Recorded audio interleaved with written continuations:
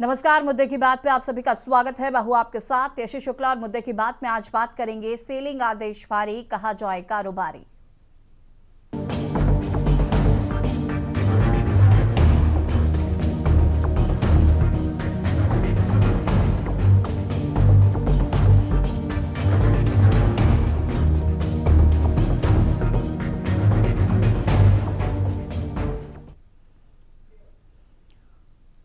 आज बात उस कटोरे की जो पश्चिमी उत्तर प्रदेश के सबसे बड़े व्यापारिक केंद्र मेरठ के व्यापारियों के हाथों में थमा दिया गया है। मेरठ का सेंट्रल मार्केट जो कभी ग्राहकों की चहल पहल और रौनक के लिए जाना जाता था, आज वहां सन्नाटा नहीं बल्कि आक्रोश की गूंज है।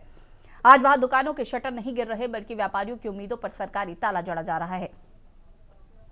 और जब पेट पर लात पड़ती है तो फिर आवाज सड़कों तक आती है। तस्वीरें देखिए, सड़क जाम है, पुलिस का पहरा है, हाथों में तख्तियां लिए वो लोग खड़े हैं जो कल तक शहर की अर्थव्यवस्था की रीढ़ हुआ करते थे।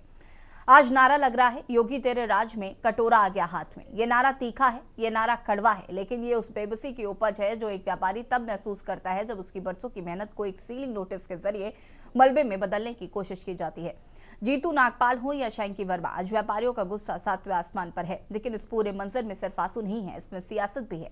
समाजवादी पार्टी के नेता इस प्रदर्शन में शामिल हुए तो प्रशासन के तेवर भी बदल गए। एडीएम सिटी ने नाराजगी जताई, उन्होंने सपा नेताओं को नसीहत दे डाली। नसीहत देना आसान है, लेकिन उस दुकानदार से पूछे जिसका स्टॉक दुकान के अंदर बंद है और चाबी प्रशासन की जेब में है। प्रशासन कहता है कि हम क्या करें, आदेश तो सुप्रीम कोर्ट का है। ठीक है, कानून का सम्मान होना चाहिए, सुप्रीम कोर्ट का आदेश सिरोधार्य है, लेकिन सवाल यह है कि जब ये दुकानें बन रही थी, जब ये बाजार फल फूल रहा था, तब विभाग के वो जिम्मेदार अधिकारी कहां थे जिनकी नाक के नीचे यह अवैध निर्माण होता रहा। तब किसी को सुप्रीम कोर्ट याद नहीं आया। आज जब गरीब और मध्यम वर्ग का व्यापारी उजड़ रहा है, तब फाइलें धूल झाड़ कर बाहर निकाली जा रही हैं। सोचिए उस छोटे कर्मचारी का क्या होगा जो इन दुकानों में काम करता है, उस परिवार का क्या होगा जिसकी रोजी रोटी इसी सेंट्रल मार्केट से जुड़ी है। प्रशासन ने भारी पुलिस बल तैनात कर दिया है, इलाका छावनी बन चुका है। समझाने की कोशिशें जारी है, पर क्या सिर्फ समझाने से पेट भरेगा? क्या कानूनी कार्रवाई के नाम पर किसी का घर उजाड़ देना ही एकमात्र विकल्प है? आज मेरठ का व्यापारी सवाल पूछ रहा है, न्याय किसके लिए है? अगर निर्माण अवैध था तो उसे बनाने देने वाले अधिकारियों पर कार्रवाई कब होगी? क्या सारा हर्जाना सिर्फ उस दुकानदार को भुगतना पड़ेगा जिसने बैंक से लोन लेकर और अपनी जिंदगी की जमा पूंजी लगाकर वो दुकान खोली थी? प्रशासन कह रहा है कि वो मजबूर है, व्यापारी कह रहा है कि वो मजदूर बन गया है। इस मजबूरी और मजदूरी के बीच में जो सिसकियां हैं, क्या लखनऊ और दिल्ली के गलियारों में बैठी सत्ता उन्हें सुन पा रही है? मेरठ की आग अभी थमी नहीं है। ये सिर्फ एक बाजार की नहीं बल्कि उस सिस्टम की कहानी है जो सोता तब है जब गलत हो रहा होता है और जागता तब है जब सब कुछ उजाड़ने का वक्त आ जाता है।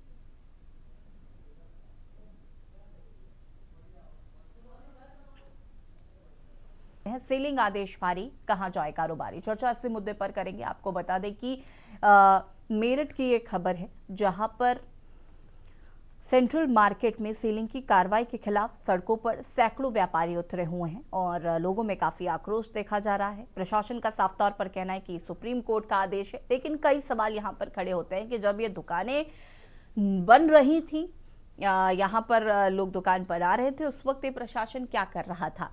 कई सवाल उसको लेकर आज खड़े हो रहे हैं। साथ ही साथ समाजवादी पार्टी के जो नेता है वो भी इस प्रदर्शन में शामिल हुए हैं।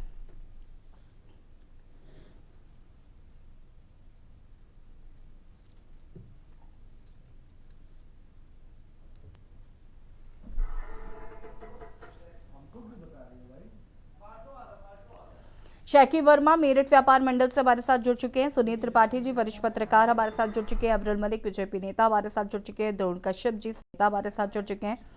राजू शर्मा जी मेरठ से संवाददाता हमारे साथ जुड़ चुके हैं। सबसे पहले तो आप सभी का बहुत बहुत स्वागत है। शुरुआत राजू जी से करते हैं। राजू, क्या कुछ जानकारी है इस पूरी मामले को लेकर और फिलहाल क्या अपडेट है? ऐसी मेरठ में 1 लाख लोगों की रोजी रोटी पर सुप्रीम कोर्ट के आदेश का हवाला देते हुए जो सीलिंग की कार्रवाई है वो मेरठ के सेंटर मार्केट में कर दी गई है। यशी, ये वही सेंटर मार्केट है जिसे मेरठ का दिल कहा जाता है, और उस दिल पर आवास विकास की जो टीम है उसकी तरफ से जो हथौड़ा चलाकर कील ठोकने का काम किया गया है, जिसकी वजह से 1 लाख से अधिक जो परिवार है वो अब बेरोजगार हो गए हैं, सड़कों पर आ गए हैं। इसी के विरोध में तमाम जो व्यापारी है वो मेरठ के सेंट्रल मार्केट में जुटे थे, और आवास विकास की कथनी और करनी को लेकर जो बड़ा प्रदर्शन है, विरोध है, वो वहां पर किया गया था, जिस दौरान एक एडीएम जो मेरठ के ब्रजेश कुमार है उनकी तरफ से समाजवादी पार्टी के नेता जो व्यापारी भी थे और नेता भी है, उन्हें समाजवादी पार्टी का नेता होने का दावा करते हुए उनके साथ वहां पर बदसलूकी की और उनसे अभद्रता की, साथ ही पार्टी विरोधी जो बातें हैं वो भी वहां पर की गई है। कहा गया है कि ये जो मुद्दा है ये व्यापारियों का मुद्दा है, यहाँ पर राजनीति समाजवादी पार्टी वाली आप लोग मत करिए,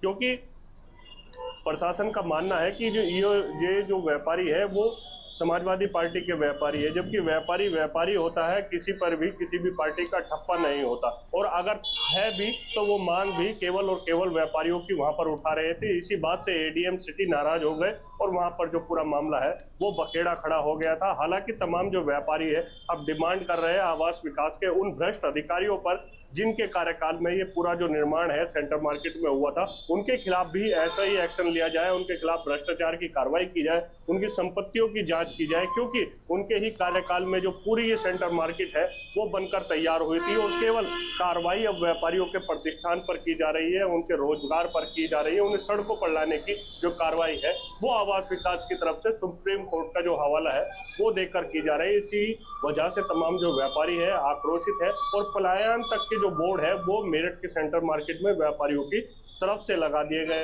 हालांकि पुलिस ने जो पलायन के बोर्ड थे वो हटवा दिए हैं, लेकिन कहीं ना कहीं दर्द जो व्यापारियों का है वो सामने निकलकर आता हुआ नजर आ रहा है। यशी, ठीक है राजू, वापस आएंगे आपके पास। शैकी वर्मा मेरठ व्यापार मंडल से हमारे साथ जुड़े हुए हैं।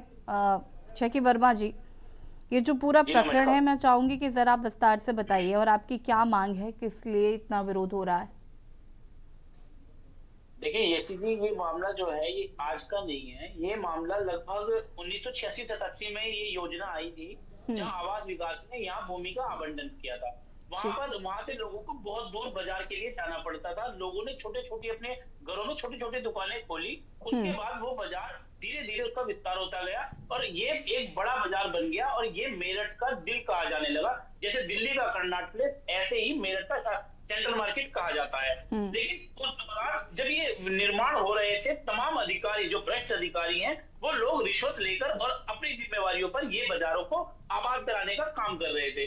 उसके बाद एक आरटीआई कार्यकर्ता वहां पर पहुंचता है, और आरटीआई कार्यकर्ता कोर्ट में रिट डालता है, और वहां से विवाद शुरू होता है, और ये मामला अब सुप्रीम कोर्ट में पहुंच जाता है। और सुप्रीम कोर्ट ये आदेश देता है कि इनका पहले ध्वस्तीकरण का आदेश देता है, उसके बाद उसमें थोड़ा सा ढील देते हुए उसमें सीलिंग की कार्रवाई कराता है। और अभी लास्ट जो आदेश आया उसमें ये कहा गया है कि आप लोगों को अपना सेटबैक छोड़ना पड़ेगा, और उसके जज में तमाम जो रेजिडेंशियल लोग हैं, जो वहां के निवासी हैं, स्थानीय निवासी हैं, करीब वो सब उसकी जज में आ रहे हैं, और लाखों लोगों से जुड़ा हुआ ये मामला है। और ये पैन इंडिया के लिए माननीय सुप्रीम कोर्ट ने ये आदेश करा।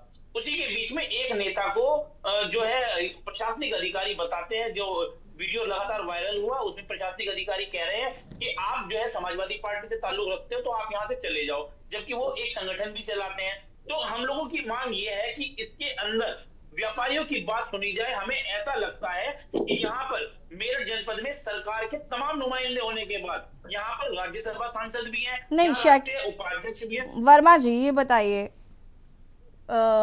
ये तो सुप्रीम कोर्ट का ऑर्डर है, प्रशासन कह रहा है हम सुप्रीम कोर्ट के ऑर्डर पर कार्रवाई कर रहे हैं।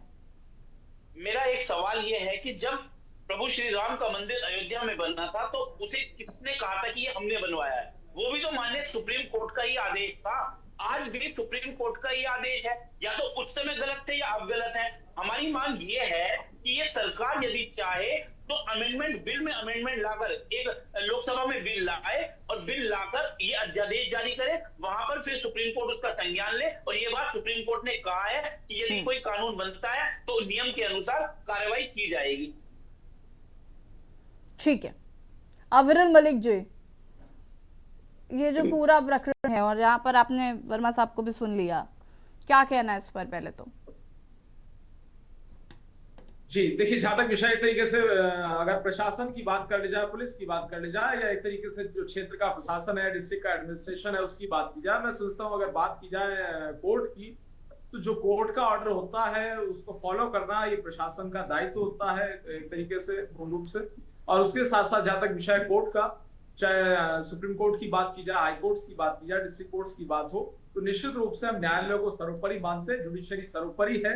और उसके साथ साथ जहां तक विषय एक तरीके से बात की जा रही, जो लोग थे जिन्होंने एक तरीके से अगर बात कर लिया पूर्व की, तो पूर्व में ढिलाई बरतने का काम किया, उनकी अगर बात की जाए तो निश्चित रूप से उन्हें भी देखा जाएगा, उनकी जांच की जाएगी। और उसके साथ साथ जहां तक विषय व्यापारियों के हित का सबसे प्रमुख बात है, तो व्यापारियों के हित को सुनिश्चित करने का काम हमारी सरकार सदैव करती रही है, आज भी कर रही है, भविष्य में भी करेगी। और जो मेरठ का मामला है, जो पर्टिकुलर है, इसमें जो भी आवश्यक कार्रवाई होगी, एक तरीके से जितने भी वहां के व्यापारी हैं उनके पक्ष में जो भी आवश्यक होगा वो निश्चित रूप से पूर्ण रूप से किया जाएगा। और जो कोर्ट है, कोर्ट को भी फॉलो किया जाता है, वो भी किया जाएगा। जी ठीक है, इस पर आगे हम विस्तार से बातचीत करेंगे, लेकिन उससे पहले द्रोण कश्यप जी सपा नेता हमारे साथ जुड़े हुए हैं। द्रोण जी, कहा जा रहा है कि आप जबरदस्ती जो आकर व्यापारियों को भड़काने का काम कर रहे हैं, समाजवादी पार्टी के जो लोग पहुंच रहे हैं, राजनीति करना चाहते हैं।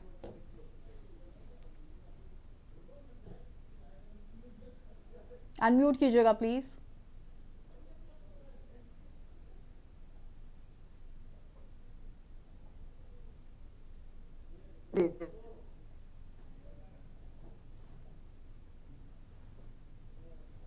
वो हमेशा से उनकी पार्टी हमेशा उनके रही है। बात की है तो मैं कहना चाहता हूं कि जब से भारतीय जनता पार्टी की सरकार बनी है, सबसे बड़ी जो खराब स्थिति आई है, सबसे ज्यादा अगर किसी को दिक्कत हुई है वो व्यापारी वर्ग को हुई है। चाहे वो नहीं समय देख लिया, जीएसटी के कानून बना बिना किसी उसको बना दिया उस में, और मेरठ की नहीं है, मेरे कोर्ट का कहा है, उसकी वजह से कर रहा है। उस समय ये प्रशासन था, फिर अगर के आदेश पर ही काम रहता है तो ये सरकार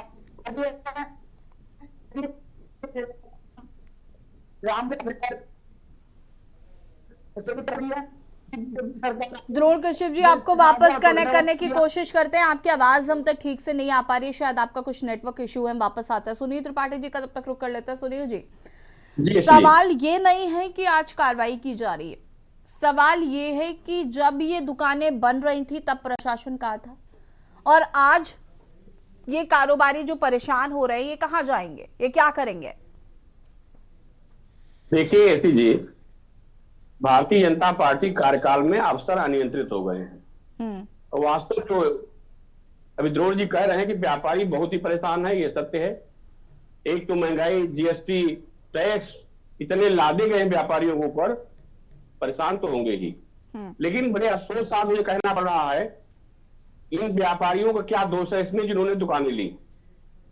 जो दोषी अफसर हैं, मेरा तो मानना है और मांग भी है कि उनकी संपत्तियों को कुर्क करके इनको मुआवजा दिया जाए।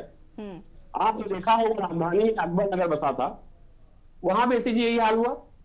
नगर निगम और एलडीए के अफसरों ने पूरा अकबर नगर बसा दिया, भाजपा का बुलडोजर चला, व्यापारी परेशान हुए, जो निवासी थे वो परेशान हुए, सब तितर बितर बेचारे हो गए इधर उधर तक।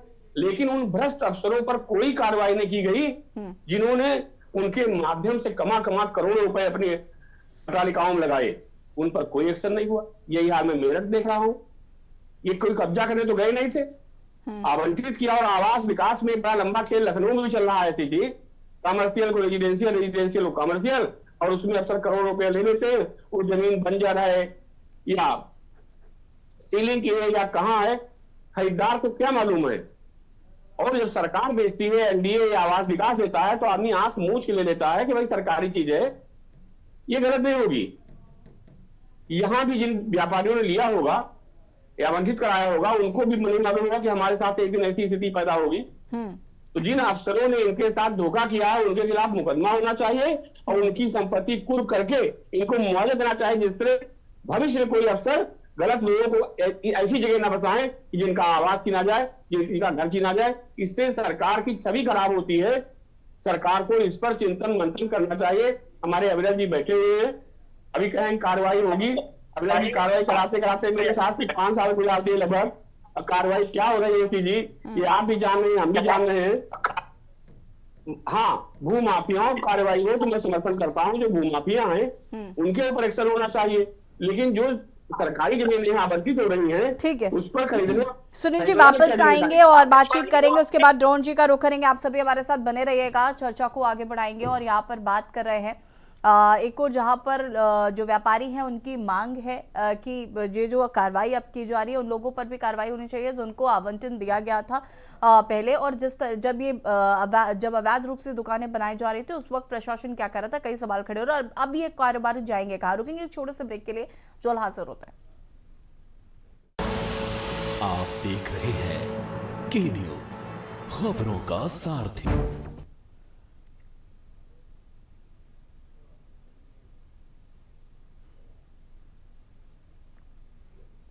ब्रेक के बाद एक बार फिर से आप सभी का स्वागत है और बात कर रहे हैं सीलिंग आदेश पारी कहा जाए कारोबारी। चर्चा इस मुद्दे पर कर रहे हैं, मेहमान हमारे साथ लगातार जुड़े हुए हैं। द्रोण कश्यप जी का रुख कर लेते हैं, अपनी बात को पूरा कर सकते हैं। आवाज आ रही है? बोलिए द्रोण जी। मैं यही कह रहा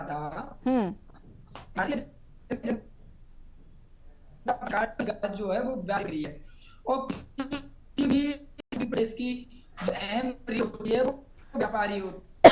तो चाहे के मुद्दे पे देख लीजिए, आज के डेट में जब नोटबंदी आई सबसे ज्यादा दिक्कतों का सामना व्यापारी को करना पड़ा।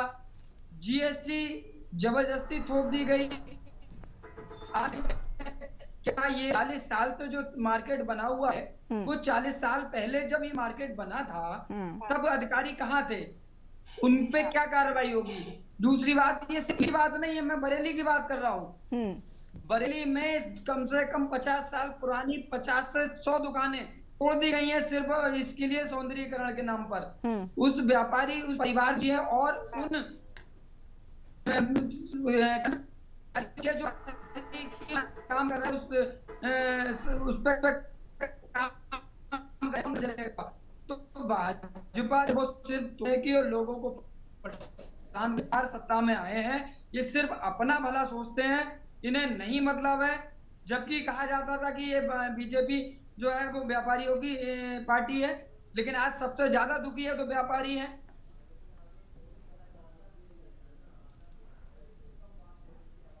ठीक है, द्रोण कश्यप जी वापस आएंगे आपके पास। अविरल जी, आज जो कार्रवाई हो रही है जिसको सुप्रीम कोर्ट के आदेश को हवाला दिया जा रहा है, चलिए मान लेते हैं, लेकिन सवाल अभी भी वही है कि जिन अधिकारियों की शह पर ये दुकानें बनी थी, एक लंबा समय बीत चुका है इस बात को, और जब ये दुकानें बन रही थी तो क्या प्रशासन सो रहा था? और अब ऐसे जो अधिकारी हैं उन पर कार्रवाई क्यों नहीं हो रही? सिर्फ और सिर्फ सारा हर्जाना जो है वो व्यापारी भुगते। बिल्कुल, देखिए हमारी सरकार तो वर्ष 2017 में उत्तर प्रदेश में आई है। उससे पहले बहुजन समाजवादी पार्टी की भी सरकार थी, समाजवादी पार्टी की भी सरकार थी, और उसके साथ साथ जहां तक विषय एक तरीके से न्यायालय का, तो निश्चित रूप से न्यायालय के आदेश का पालन करना अनिवार्य है।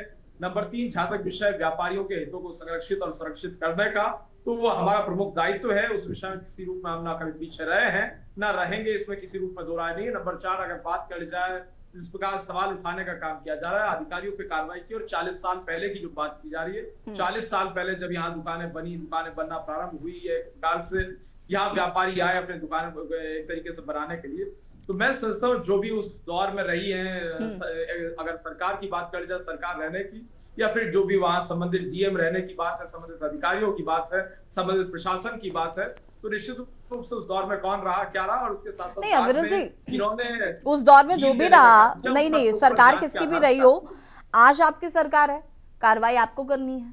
हम तो सिर्फ ये पूछ रहे हैं कि ऐसे अधिकारियों पर कार्रवाई करेंगे या नहीं।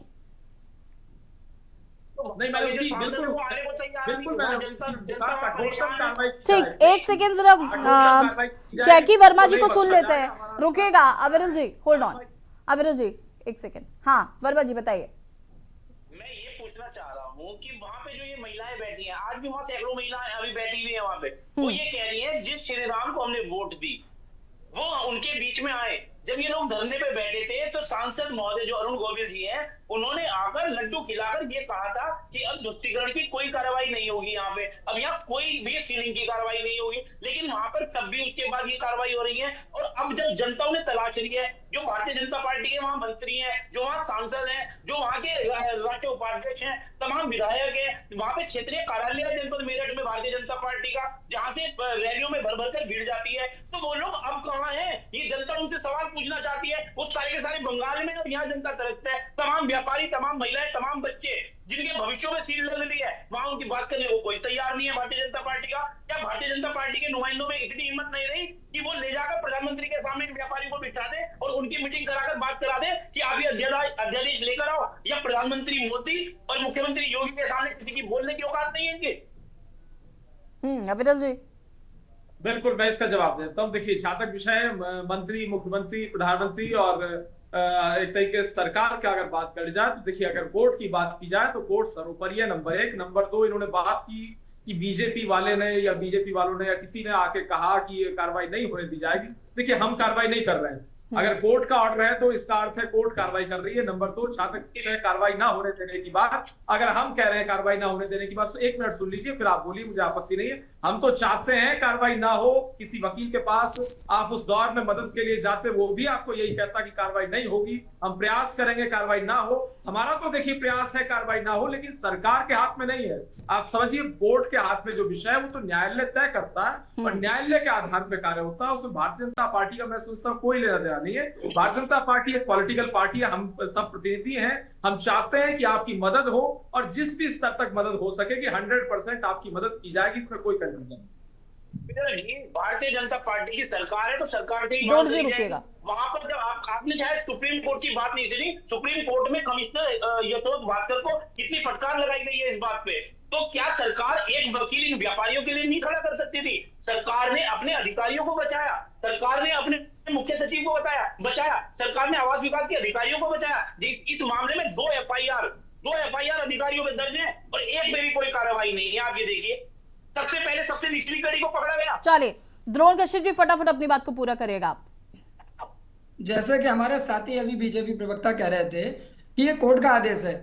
जब व्यापारियों पे आज ये गाज गिरी है तो कोर्ट का आदेश है, कोर्ट कर रहा है। जब राम मंदिर का मुद्दा कोर्ट में अधीन था, तब आप दूसरी सरकारों पे उसका आरोप लगाते थे कि ये नहीं बनने दे रहे हैं, कांग्रेस नहीं बनने दे रही है, समाजवादी पार्टी नहीं बनने दे रही है। और जब कोर्ट ने ही उसको मुद्दे को जस्टिफाई करके उसका समाधान किया, तो उसको से आपने ले लिया कि बीजेपी ने मंदिर बनवा दिया, भाजपा सरकार आई तो मंदिर बन गया।